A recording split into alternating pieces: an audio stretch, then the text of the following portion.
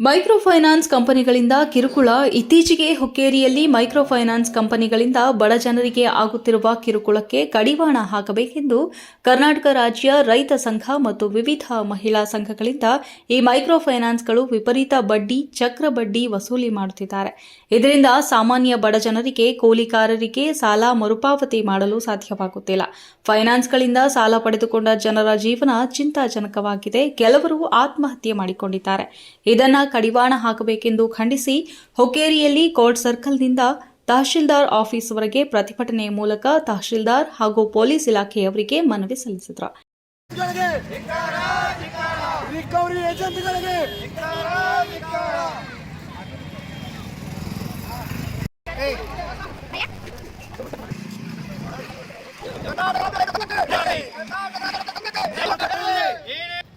ಕರ್ನಾಟಕ ಸಂಘಕ್ಕೆ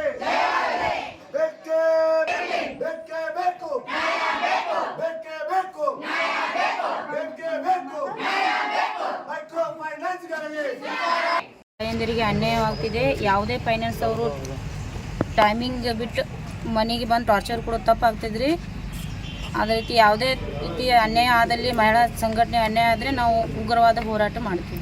RBI ನಿರ್ದೇಶನ ಪ್ರಕಾರ ಯಾವ ರೀತಿ ಇವತ್ತು ಸಾಲ ಒದಗಿಸಲಿ ನಿಯಮ ಇದೆ ಅಂದರೆ ಮುಂಜಾನೆ 10ರಿಂದ ಸಂಜೆ 5. ಆದರೆ ಈ ಮೈಕ್ರೋ ಫೈನಾನ್ಸ್ ಅವರು ಯಾವ ರೀತಿ ಮಾಡ್ತಾ ಇದ್ದಾರೆ ಅಂದರೆ ರಾತ್ರಿ 8 ಆಗಲಿ 10 ಆಗಲಿ ಮನೆಗೆ ಬಂದು ಕೊಡುವಂಥ ಪ್ರವೃತ್ತಿ ಬಂದ್ ಮಾಡಬೇಕು.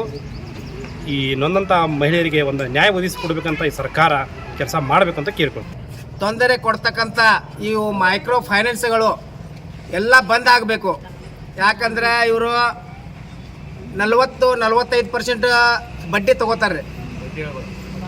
ಅದಕ್ಕೆ ಇವರು ಮುಂಜಾನೆ ಟೈಮಿಂಗ 10ರಿಂದ ಸಾಯಂಕಾಲ 5 ತನಕ ಇದ್ರೆ ರಾತ್ರಿ 11 ಗಂಟೆ ತನಕ ಮನೆಗೆ ಹೋಗಿ ಅವ್ರಿಗೆ ಕಿರುಕುಳ ಕೊಡ್ತಾ ಇದ್ದಾರೆ.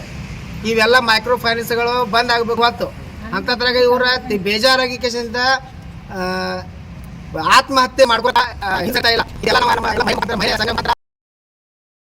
ಈ ಸಂದರ್ಭದಲ್ಲಿ ರಾಜ್ಯ ಉಪಾಧ್ಯಕ್ಷರಾದ ಜಿಯಾವುಲ್ ಮಂಟಮುರಿ, ರಾಜ್ಯ ಪ್ರಧಾನ ಕಾರ್ಯದರ್ಶಿ ಗೋಪಾಲ್ ಮರಿಬಸವರ್, ಬೆಳಗಾವಿ ಜಿಲ್ಲೆ ಅಧ್ಯಕ್ಷರಾದ ಬಸಪ್ರಭು ವಂಟಮರಿ, ಹುಕ್ಕೇರಿ ತಾಲೂಕು ಗೌರವಾಧ್ಯಕ್ಷರು ರವಿ ಬಿ ಕಾಂಬ್ಳೆ, ಹುಕ್ಕೇರಿ ತಾಲೂಕು ಅಧ್ಯಕ್ಷರು ಮಹಮ್ಮದ್ ಅಲಿ, ಬಡ್ಕರ್ ಮಹಿಳಾ ಅಧ್ಯಕ್ಷರು ಲಕ್ಷ್ಮಿ, ಜೋಡಟ್ಟಿ ಮೈಕ್ರೋ ಫೈನಾನ್ಸ್ಗಳಿಂದ ನೊಂದ ಮಹಿಳಾ ಸಂಘಟನೆಗಳು ಕೂಡ ಭಾಗಿಯಾಗಿದ್ದರು.